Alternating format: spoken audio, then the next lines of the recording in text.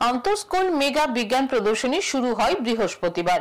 রাজধানী প্রাচ্য ভারতী উচ্চতর মাধ্যমিক বিদ্যালয়ে দুদিন ব্যাপী বিজ্ঞান প্রদর্শনীর উদ্বোধন হয়।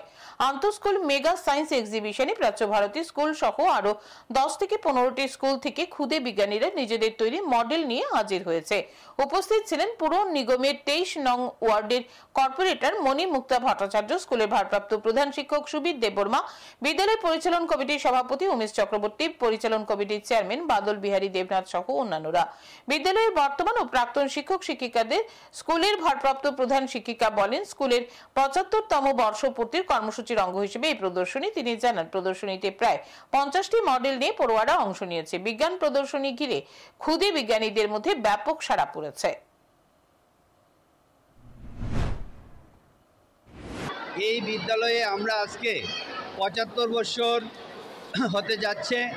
আমাদের 75 বছর ডায়মন্ড জুবিলি উপলক্ষে যে বর্ষব্যাপী প্রোগ্রাম, তার মধ্যে আজকে আমাদের প্রোগ্রাম হলো সায়েন্স ফেয়ার।